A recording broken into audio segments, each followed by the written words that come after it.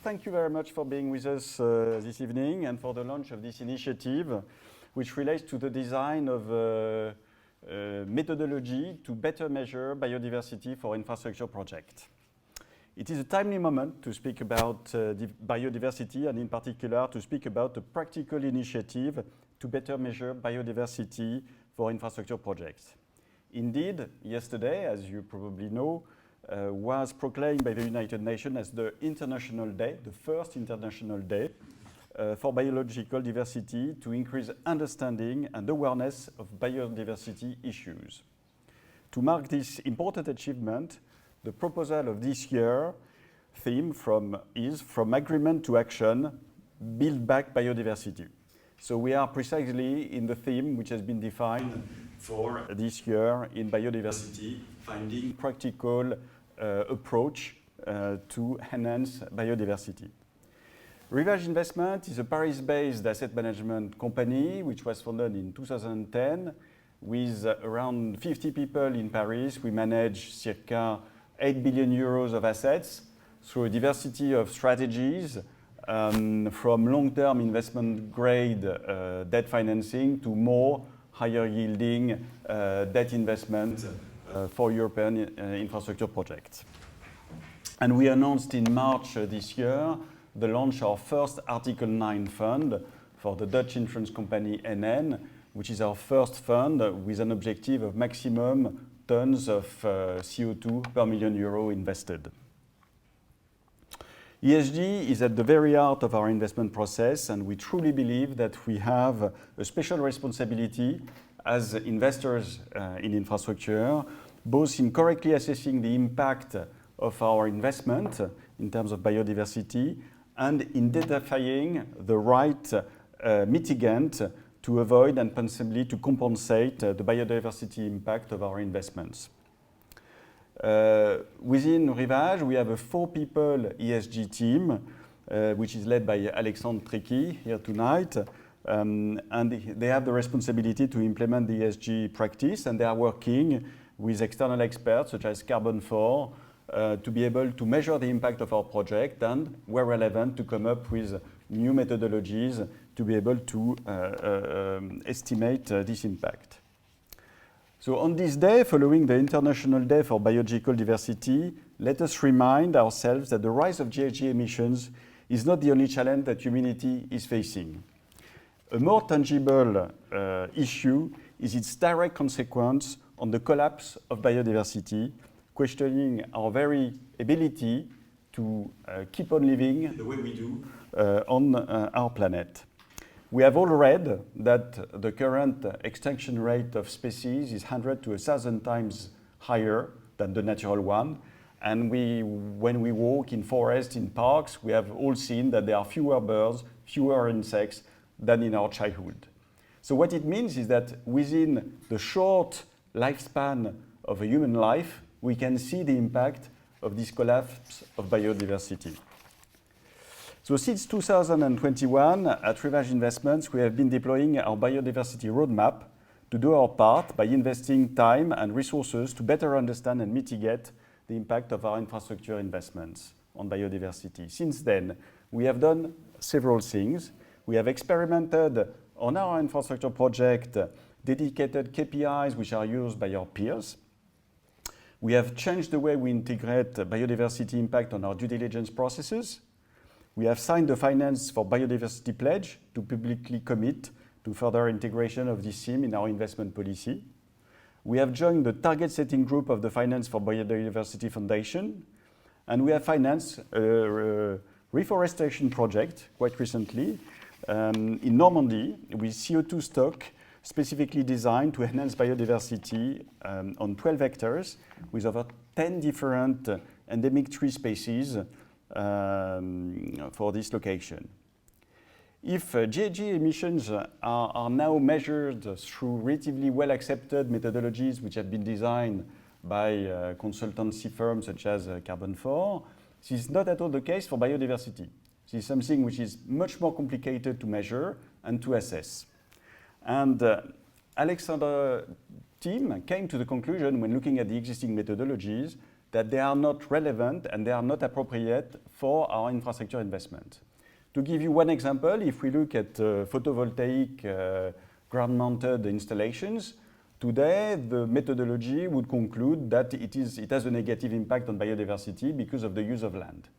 But in fact, this is not really what is interesting for us. What is interesting for us is the good and bad practice which may impact biodiversity within these different projects. And if we are able to come up with this right methodology, we will be able to be in a position to discuss with equity sponsors, with developers, with infrastructure developers in general, on the suitability of their approach, and we'll be able to ask the right questions and to challenge them. And this is really this finding, the fact that the methodology which are commonly used today are not appropriate for investment, that was the key starting point for Alexandre to start discussing with Carbone 4 about potentially designing something which would be more suitable for us. So this is really the reasoning behind this launch and this initiative. Furthermore, what we believe is that to follow the current ESG trend, we want to access more raw data. And if we access raw data of the underlying assets, we can then be in a position to make our own judgment on the suitability of this investment, on the mitigants, and we will be able to select the right investments which we believe are enabling us to meet the energy transition requirements whilst being in a position to have biodiversity well taken care of. And lastly, I would like to mention that private assets, by having access to very detailed information, through thorough due diligence, and being able to ask many questions, we are in a very good position to be able to use this kind of elaborated methodologies and to make the right investments as compared to more liquid investments where data are more general and less specific. So thank you very much for being with us today. We hope that others will follow this initiative in order to be a group of members of this long-term infrastructure association to support this initiative and give the means to Carbone 4 to be able to develop this methodology for the benefit of all of us. Okay, so my name is François Bergère. I'm the Executive Director of LTIIA, Long-Term Infrastructure Investor Association, a professional association convening investors in infrastructure, both asset owners and asset managers, sharing the same long-term DNA and convening among asset managers specialized infrastructure funds operating either in equity or in debt like Rivage Investment. I'd like to also acknowledge the presence here today of our chair, Vincent Levita, who's here incognito in the audience. Yeah, just a quick reminder, infrastructure is a fast-growing market segment, indeed a new asset class emerging. Last year there were over 1 trillion investments in infrastructure equity, unlisted infrastructure equity. There were close to $160 billion raised by infrastructure funds and over 250 active infrastructure funds globally. As for LTIIA, we convene around 40 investors with a total asset under management amount of close to 300 billion in infrastructure assets. And our aim is to do good as well as to do well, to support flow of private capital to the right infrastructure projects to enable the long-term sustainable developments of communities and countries while ensuring recurrent and growing cash flows to investors. So we have a vision at LTIIA revolving around this long-term horizon, which is key again for the key defining feature of the association. And linked with this long-term horizon, we see ESG, environment, sustainability, and governance as the driver for value creation over the life cycle of our infrastructure assets.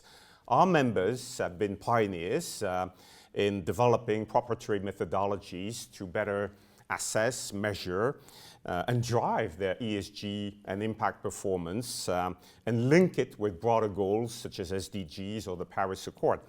And as we know, private sector participation is going to be absolutely critical if we are to meet those objectives for a sustainable transition.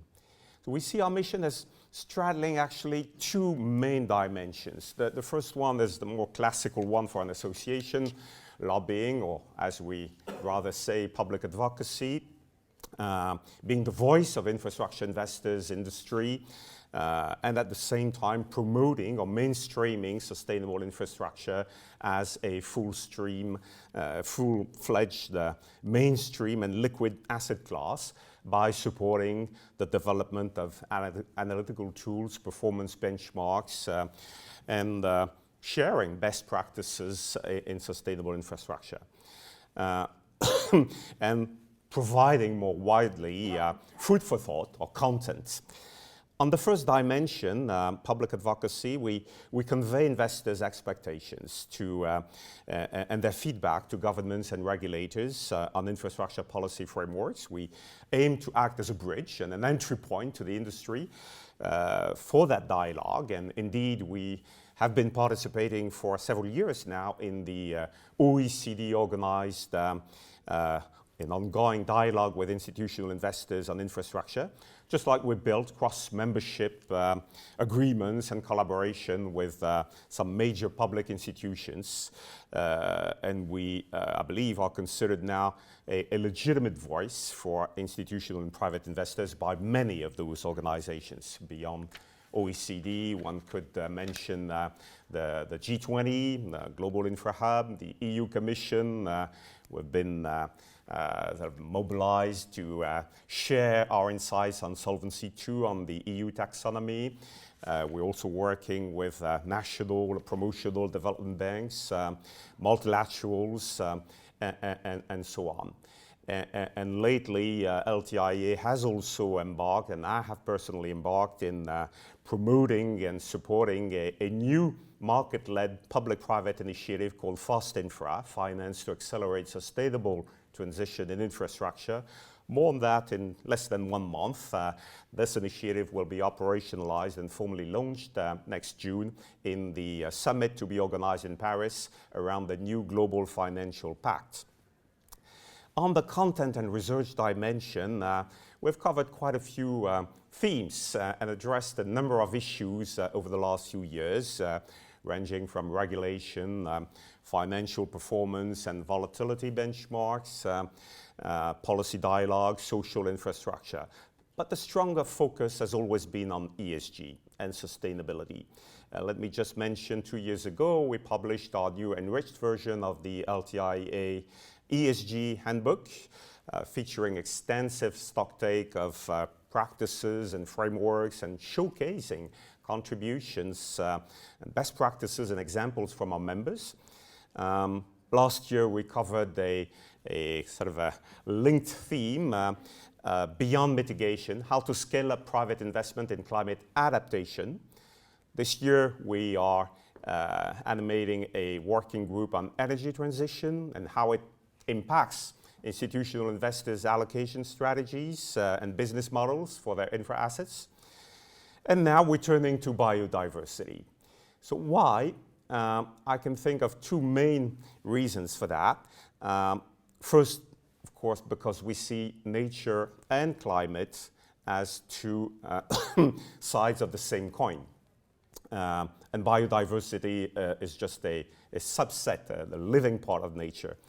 A lot of efforts have been put into climate mitigation, climate adaptation. Besnard just reminded us of that. But natural systems have a huge impact on CO2 emissions, just like infrastructure assets, which are responsible for 80% of those greenhouse gas emissions.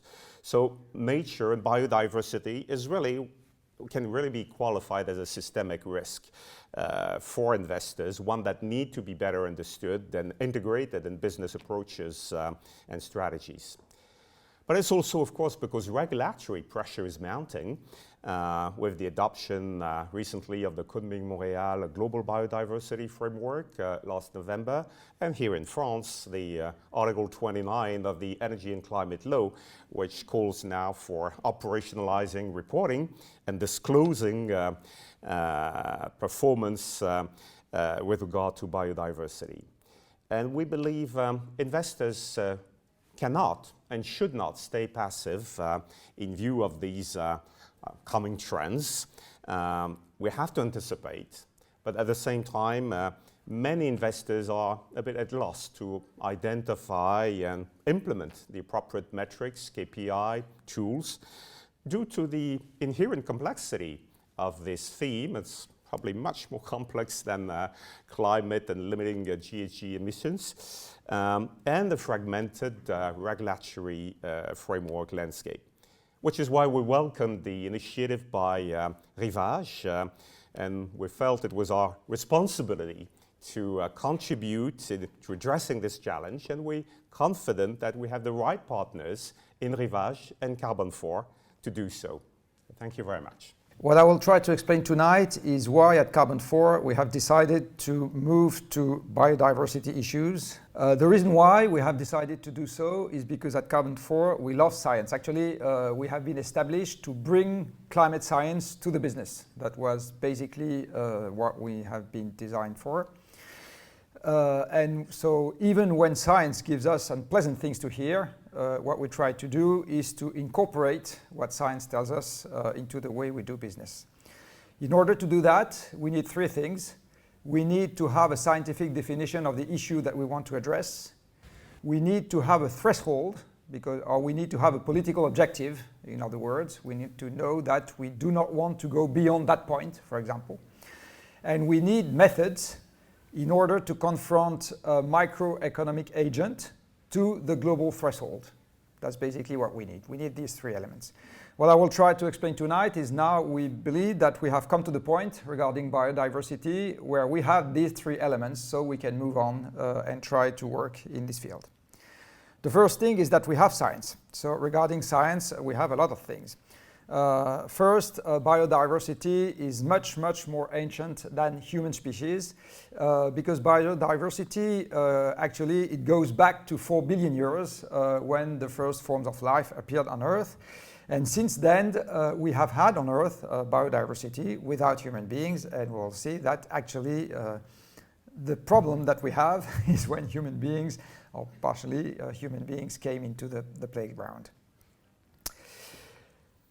Biodiversity actually brings brings services to life itself. For those of you who have read the book from James Lovelock named the Gaia Hypothesis, I think it's in English, Lovelock explains that life on Earth acts as a self-regulatory system. Actually, life on Earth regulates the Earth itself. So we have services that sustain life, that modify the environment, that even actually belong to our cultural background. You can see, for example, that the people that oppose windmills in France partially do it in the name of keeping landscape. So the landscape is considered to be, which is composed partially of biodiversity, trees, species, etc., is also something which is part of a kind of cultural asset.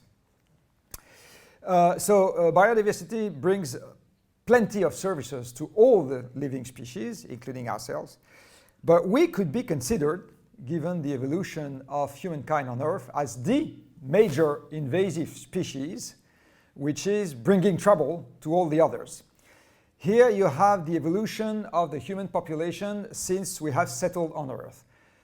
You may not know that the human settlements began when we came out of the last ice age and when the climate system stabilized in what was its pre-industrial state and stabilized in that state for about 10,000 years, which was long enough for gatherers and hunters to settle, develop agriculture, and develop sedentary civilizations that we are, of which we are the remote heirs.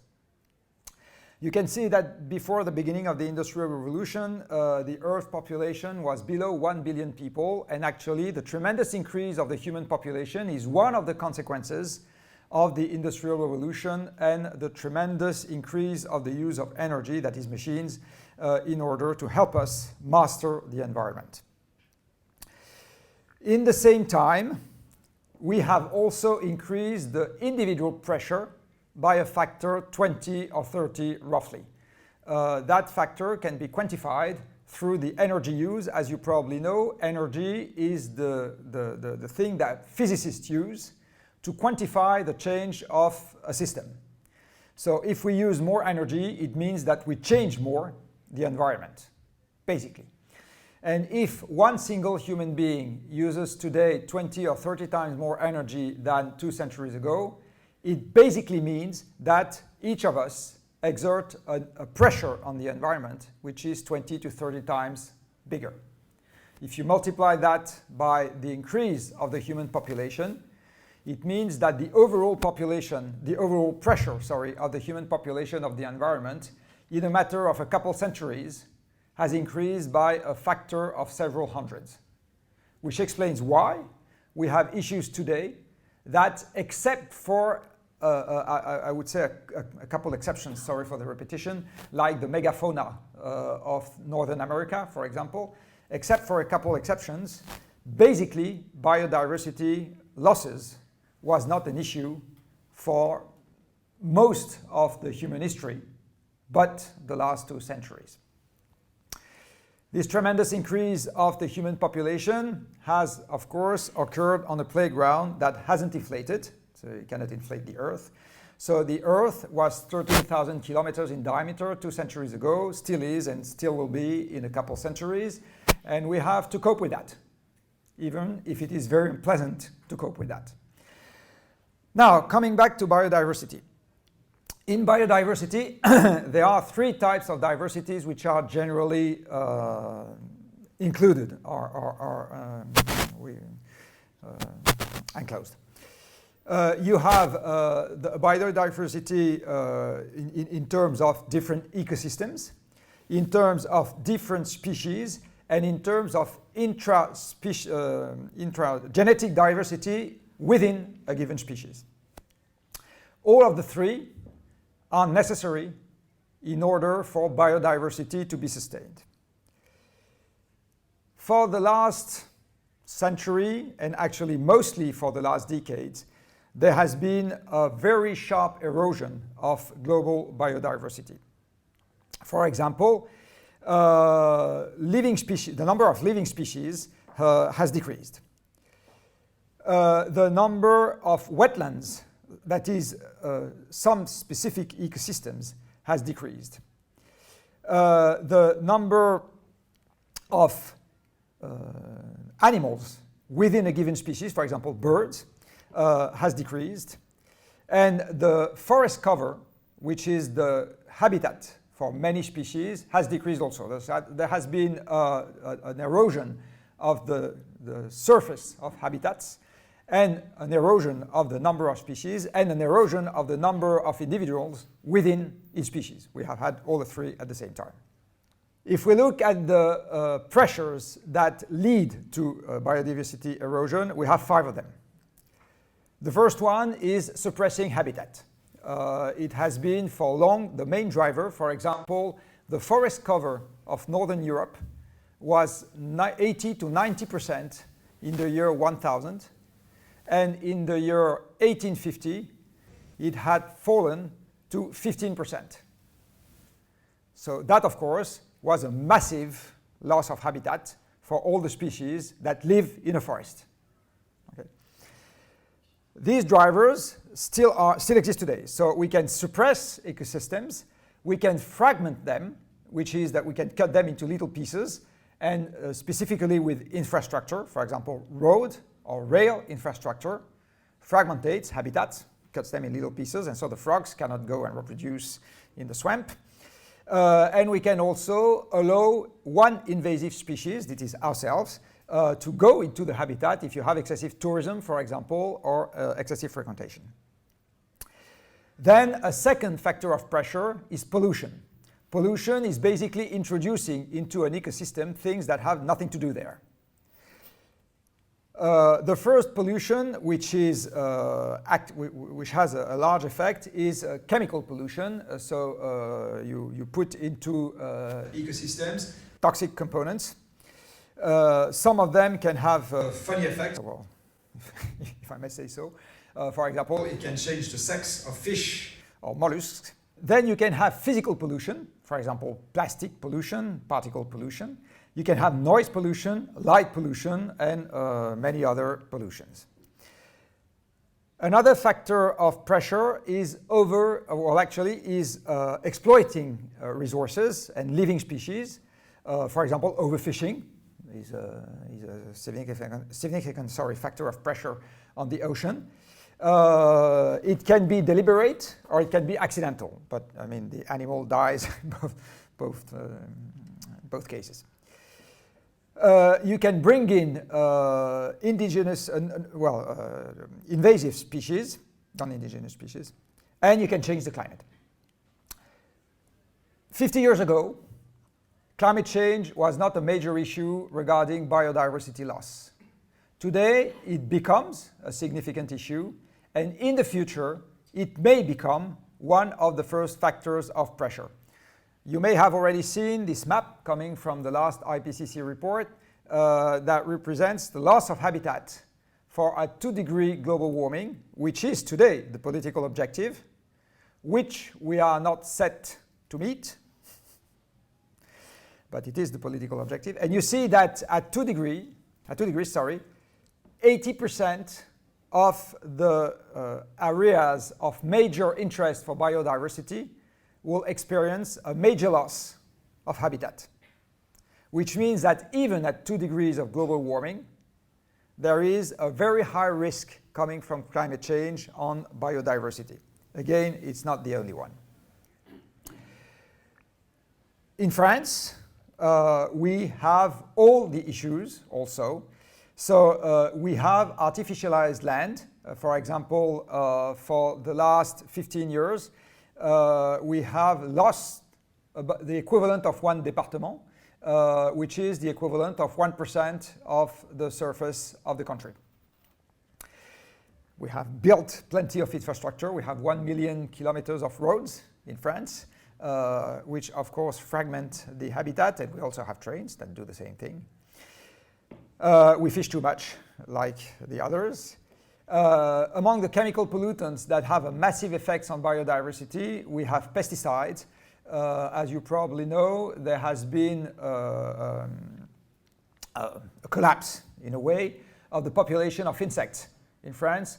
For those of you in the room that are old enough to have gray hair or no hair at all, you might remember that when we were kids and when we went on holidays, the front glass of the car was full of mosquitoes or other flying insects at the end of the trip. And when we traveled at night, the lights were also obscured, significantly obscured by dead insects at the end of the trip. This doesn't happen anymore. Okay? And following the collapse of the number of insects, we have a collapse of the number of birds. There has been a very recent article published in Nature, I think, documenting the fact that about 60% of the birds that live in the fields have disappeared in the last decade.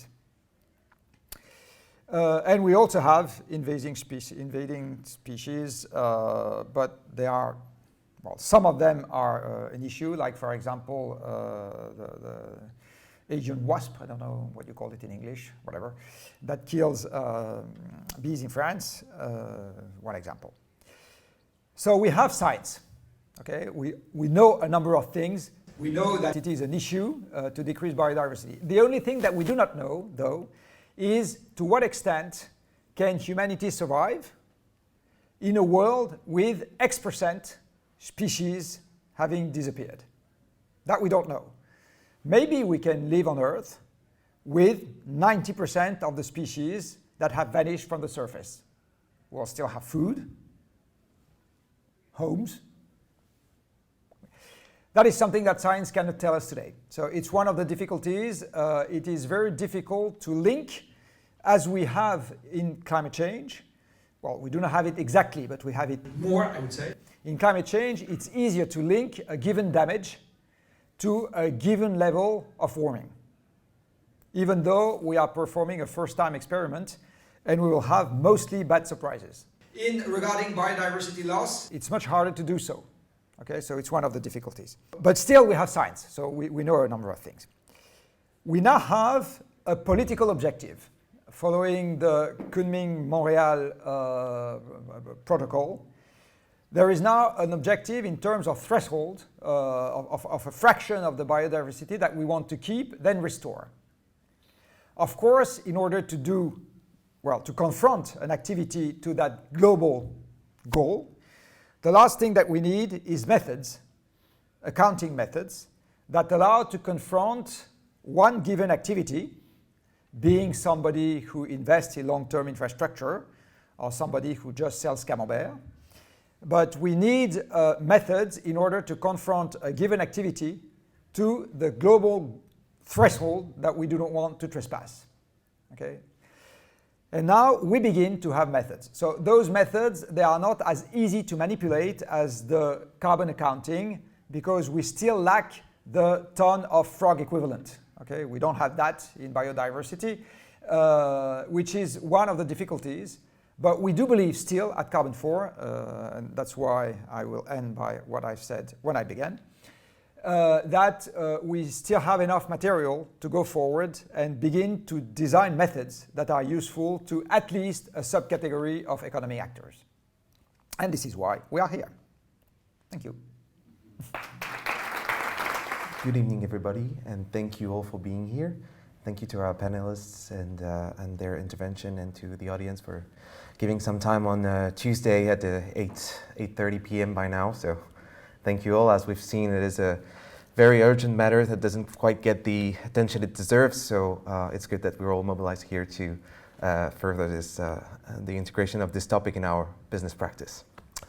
I'm going forward from the findings that were presented by Jean-Marc. I will talk a little bit about how we came to be here today, us at Rivage, and what the conclusions that we got from the state of the market in terms of assessment of biodiversity and what is currently being proposed and used by peers, and why we feel that there is still a gap that needs to be filled and a need for going a little bit further on those specific topics.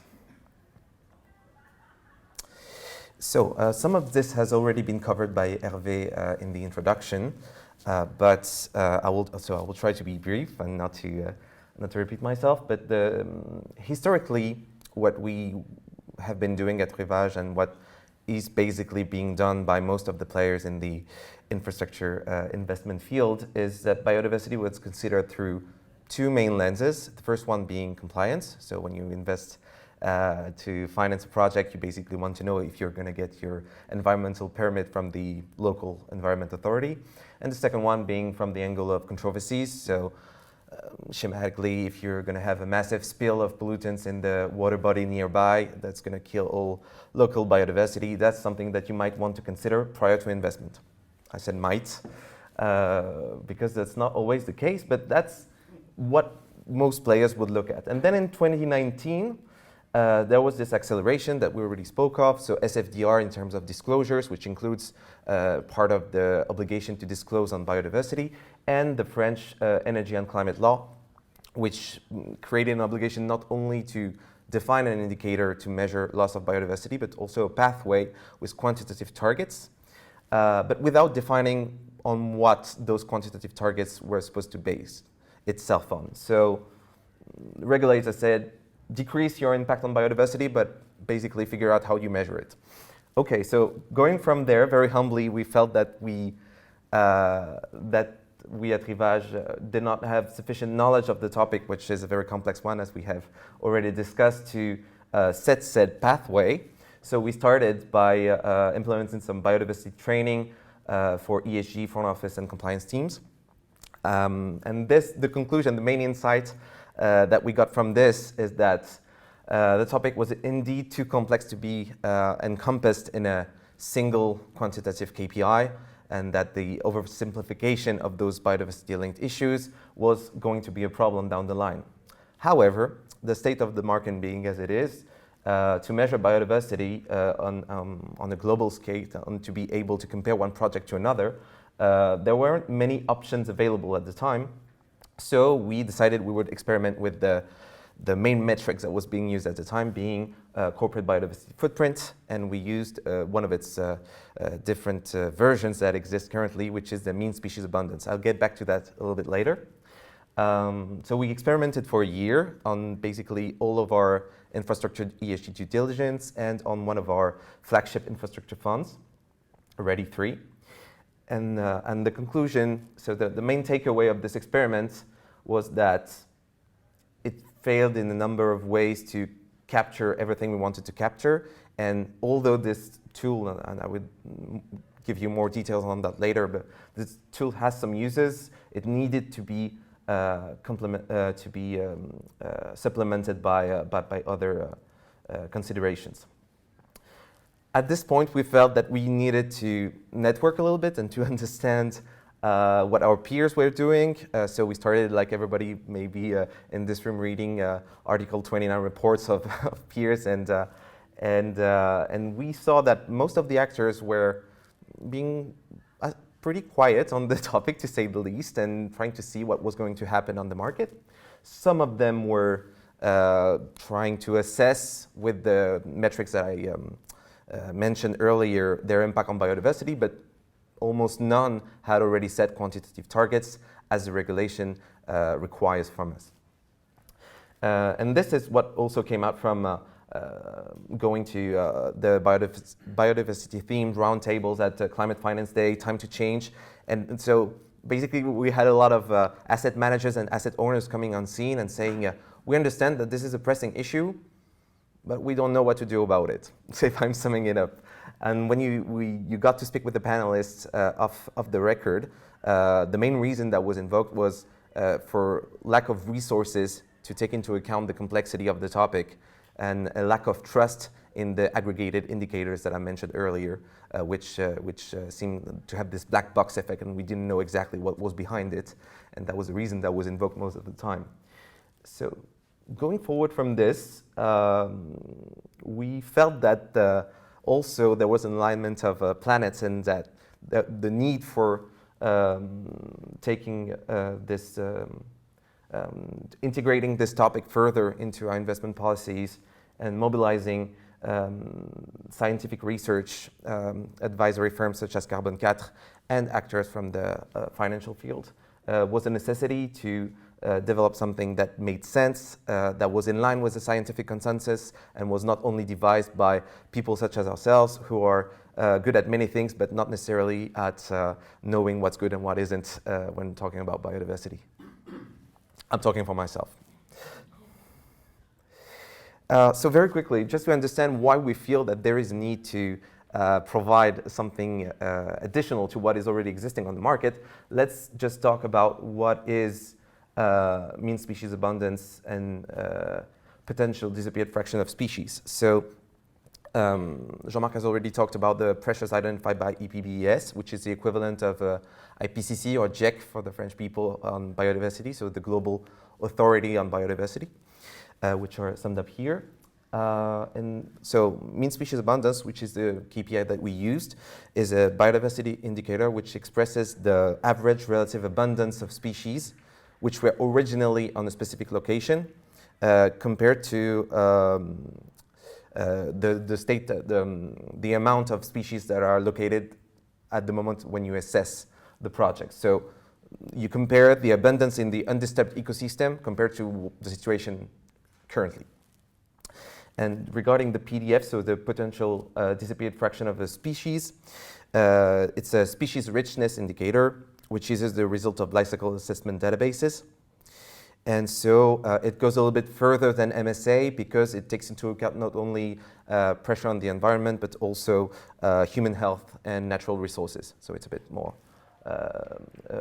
broader scope of impacts being considered. However, it is fairly similar in the way that it aggregates different pressures to measure impacts of activities on biodiversity. So these are the takeaway that we got from this experimentation. So it is useful. You can see that it has been a tool that has been designed mainly for listed assets, because the idea is that you can differentiate between one corporate to another and to have a better grasp of whether this company has an overall global impact on biodiversity, that it's bigger than the other one. However, when you get into specifics, we feel that the way this impact is being translated is way too general. It's at a macro level. It gives you a merit order of what is good and what isn't, but when you want to compare the specific mitigation measures that are implemented, as Hervé mentioned, we have access to hundreds and hundreds of pages of reports on environmental impact assessments. And while it is easy, everybody here has been in or nearby an investment committee. You know that ESG takes up, what, 10 minutes, 15 minutes of your time? And that in these 15 minutes, you have to discuss biodiversity, GHG, supply chains, social issues. So I understand that speaking about the 400 pages about where you're going to put the nest of the birds that were disturbed by the project is something that doesn't quite fit with the requirements of the investment committee. However, there is a middle ground, because we feel that this single quantitative data does not allow you to engage with project developers. You can't have a precise grasp. You're going to know that this industry is bad for biodiversity, but you can't know if they can actually put something in place that will lower the impact on biodiversity. And this is maybe a more pressing issue than greenfield infrastructure. What are we going to do with the infrastructure that is already here? How are they going to mitigate the impact that they already have on biodiversity? So we need to go deeper. We need to go into more details. Second part is the fact that it is fully quantitative, and this is because in finance we have this culture where if it's not quantifiable by an actual figure, it doesn't exist. Well, the thing is, it's actually very complicated to put this kind of complex issues into one full quantitative figure, and as such, we feel that we are having a lot of difficulty to grasp the full biodiversity impact, being positive or negative. That is not necessarily the issue, but to, for example, equate one impact with its mitigation measure, or in last resort with compensation. It is very complicated. As Jean-Marc mentioned, we do not have yet tons equivalent approach for biodiversity. And finally, the use that was being made of those indicators was also quite odd for us, because since the total figure was very abstract, so you have global loss of biodiversity, but you don't know really what it refers to, what the provider we worked with was doing is that they compared it relatively to the social usefulness of the asset. For example, to assess biodiversity impact of a road, they would put the MSA per square meter in front of the number of passengers or tons of freight that were circulating across the asset. So the more cars circulated on the asset, the better it was ranked in the biodiversity benchmark, which to me doesn't make a lot of sense. I don't know about you. And so this is why we felt that there was a need for embracing this complexity. And maybe if there's one takeaway from what I've been saying here that I want to leave with you, is that we can't shy away from this complexity just because it won't fit the cells of our Excel files. So we have to, and this is why we want to work with the representative from the scientific field, and then Arthur will go a little bit deeper into that, but we want to work with Carbone 4, with which we have had a very good experience on assessment of climate risks, and Jean will let you know a little bit more about that right away. Thank you. Thank you very much, Alexandre. So I'm going to present you the offer of Carbone 4 before the development of BIARA, of Biodiversity Impact Analytics for Real Assets. To date, Carbone 4 has many offers, many tools, many methodologies to really provide KPIs in terms of climate. So we really measure climate-related KPIs, both in terms of impact. What does your economic activity, what does your infrastructure do to its environment, and in terms of risk as well, to what extent is your infrastructure vulnerable to climate change or to its environment. And so we have many tools, many methodologies. Carbone 4 Finance deals with, for example, the listed corporates, listed assets. And in Carbone 4 itself, consulting services, we have also tools for the not listed assets. Typically, we have a tool for private equity, measuring the impacts and risk of private equity assets. We also have a tool and a methodology for real estate that's called CIARE, Carbon Impact Analytics for Real Estate. And we have a dedicated offer to investors in infrastructure. And this dedicated offer to date is called CIARA, Carbon Impact Analytics for Real Assets, an offer that will be enriched. And that's the reason for this meeting by the biodiversity impact approach.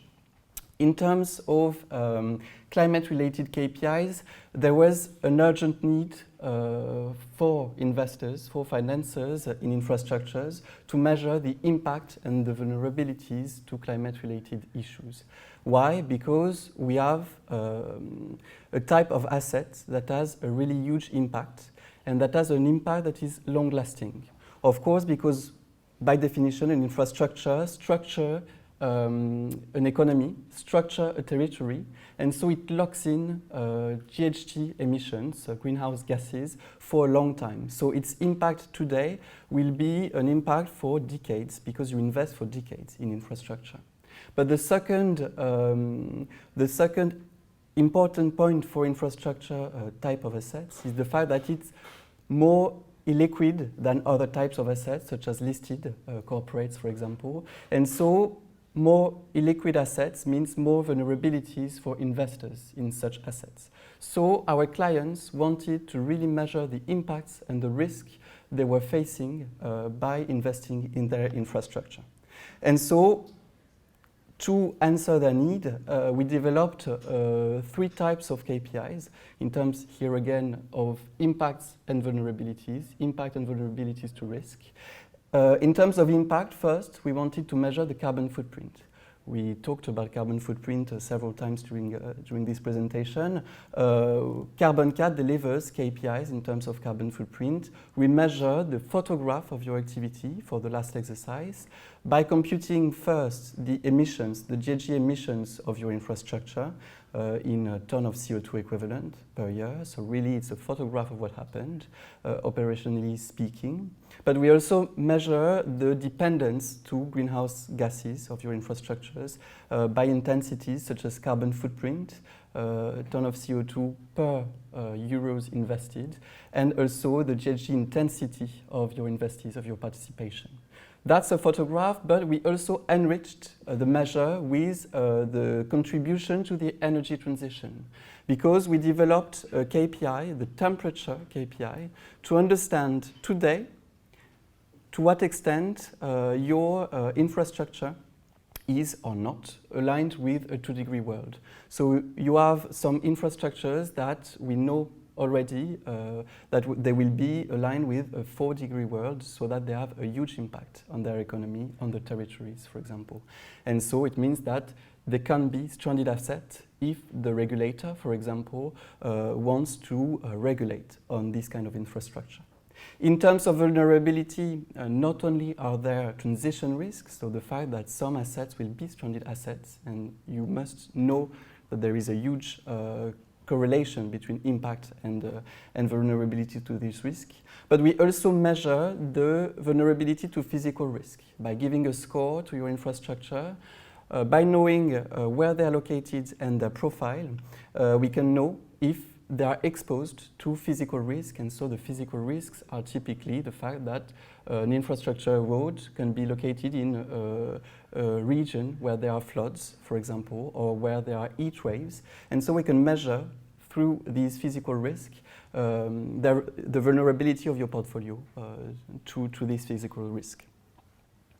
And so that's useful, and that's why Carbone 4 offer BIARA is really useful to its clients, because we can measure the impact and the risk of your portfolios of infrastructure at the pre-investment phase and at the post-investment phase. So at the pre-investment phase, you know already today if you are right to invest in a new infrastructure. And so at the due diligence phase, we can give you KPIs to know if an infrastructure is aligned with the 2-degree world or not, or if it's vulnerable to physical risk or not. That's at the pre-investment phase. But we can also deliver these KPIs at the post-investment phase by measuring your portfolio of infrastructure and by giving you the ideas first to know if you're right in your strategy in terms of climate-related KPIs, if you're right in your strategy of decarbonization and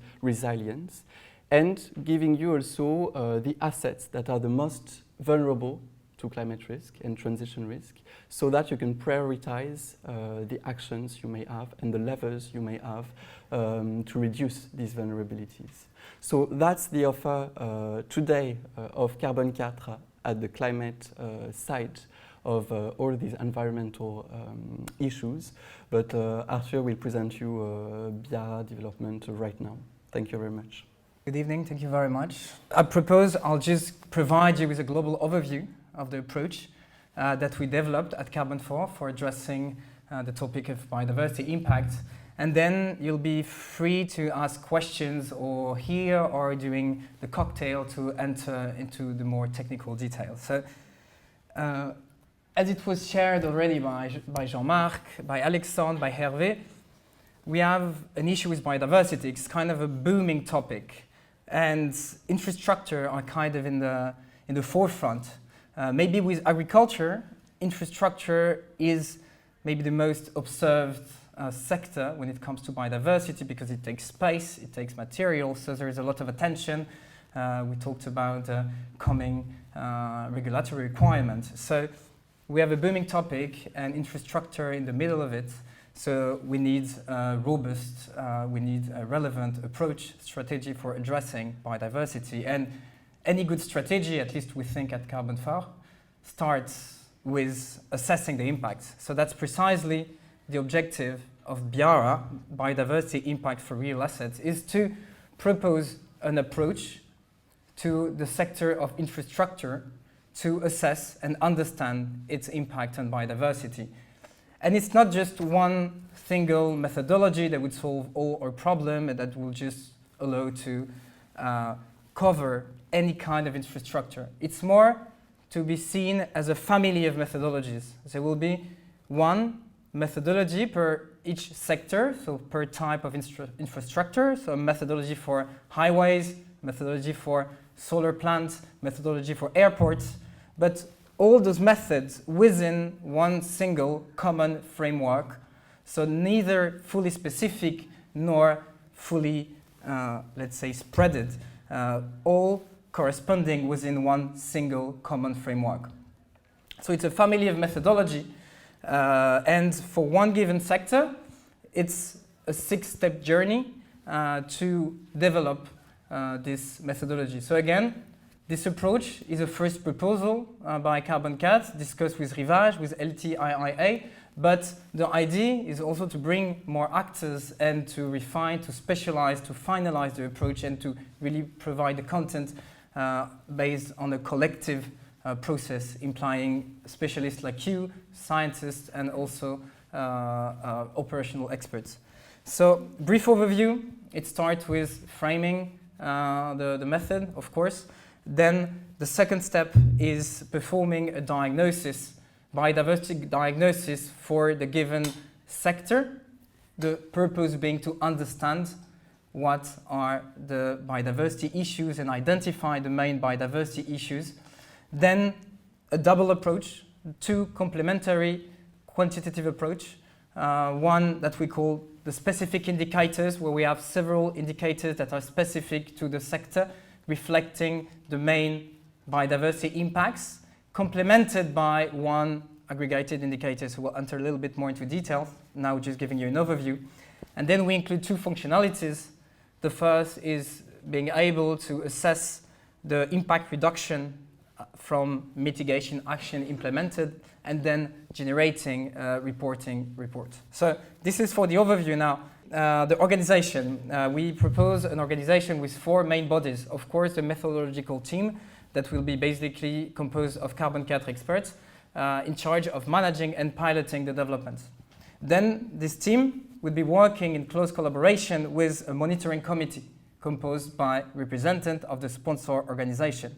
So this collaboration will allow the sponsor to provide feedbacks at key steps of the development, and also provide insight and make sure that at each point what we do is consistent with the needs and expectations.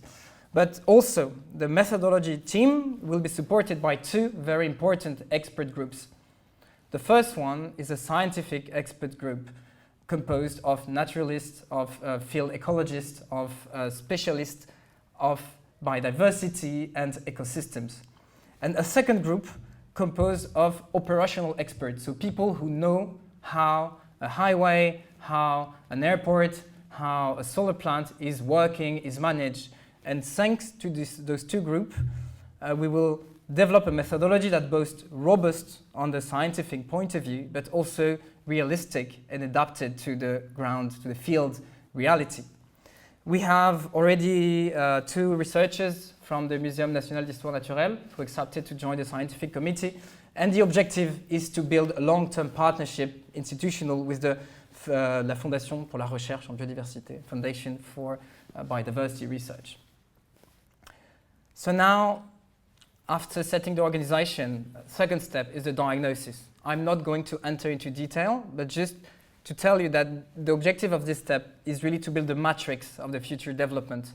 We said biodiversity is a complex topic. The first step is to have a qualitative understanding of what are the impacts, for example, of a highway.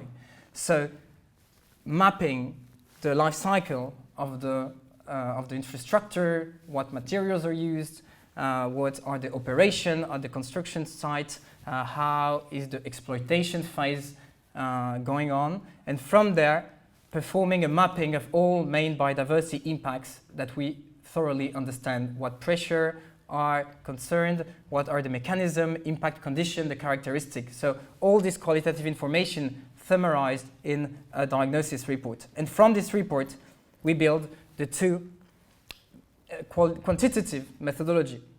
So it was presented before. We have a problem with biodiversity is that we don't have that magic unit like the tons of CO2 equivalent. And we do have some unit like the MSA square kilometers that are useful, but they aggregate a lot of impacts that are very different.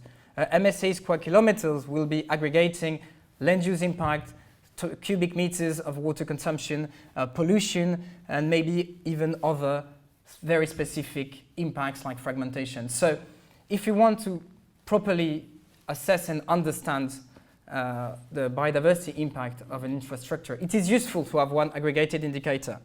But it is also important to have this multiple view and to be able to follow up on the specific real impact. So this is why we propose a two-way approach. So this is why we propose not only one single indicator, but one set of specific indicators that account for the main impacts of the given infrastructure, complemented by one single aggregated indicator, for example, in MSA square kilometers, that will be common to all sectors and that will also allow to have one big figure that we know is also useful for decision making. And all of this included in a calculation tool. So, but actually the specific indicators will not be fully specific, it's rather semi-specific. So again, they represent real impacts. They represent, for example, land use of the infrastructure. But the land use, this is one stake that is common to all sectors. An airport, a solar plant, or a highway, they all have land use that we can calculate in hectares. Some other indicators might be semi-specific. For example, fragmentation will be common between railways and highways. Some other may be really, really specific to one specific type. We all know that wind turbines, for example, may kill accidentally birds. So that's something we want to follow up if we're addressing wind turbines, but that will not make sense for any other category. This is why it's not that much each sector that has its own set of indicators. It's more like a global set of indicators of which each sector uses a subset. Again, we are in a family of methodology that correspond between each other. As for the aggregated indicator, it's the same for all. It allows to make comparison between different categories, which is not possible when we have the disaggregated approach. So it's two complementary approach. One following real impacts, concrete impacts, specific to one sector and that enable proper monitoring, and the other that brings a global overview for decision making and cross-sector comparison.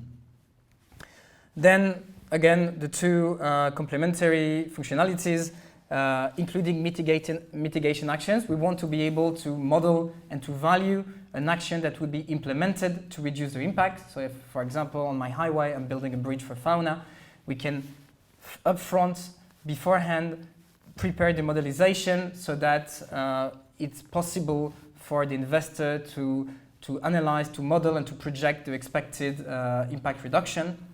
And also, the objective is, of course, to fulfill some reporting and regulatory requirements. So we want the calculation tool to be able to generate a report that will basically comply with all main requirements that would be very efficiently and automatically filled with the data provided by the method.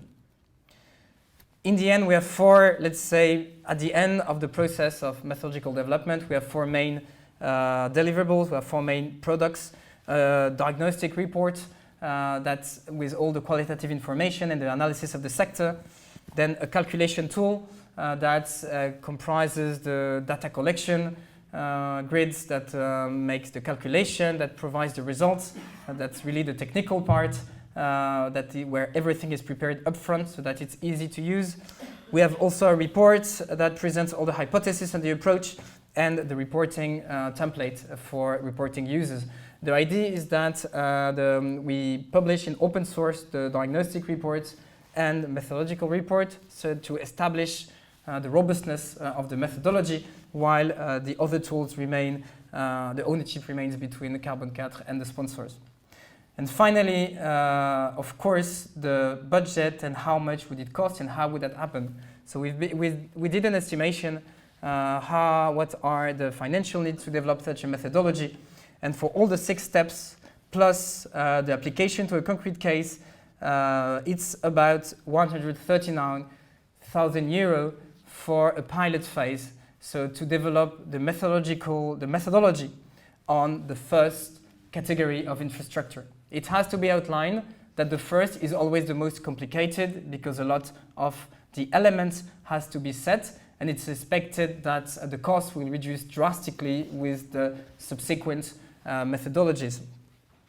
The idea is to bring together several actors to launch this methodological development that will be able to, of course, share the costs, but also to work towards setting a reference and using common tools. So basically, with 3 sponsors, it's about 45K. If we're 5, it's about 28. And then it will be highly digressive with the number of pilots. The benefits for sponsors include being secured priority and preferential rates at the operational phase, at the use phase of the methodology, also appear in communication, to appear as partners in all deliverables and events. And there is also an important component of sharing expertise. We want this project to be also about learning, progressing, and understanding how biodiversity and infrastructure, how do they mix together. So thank you very much.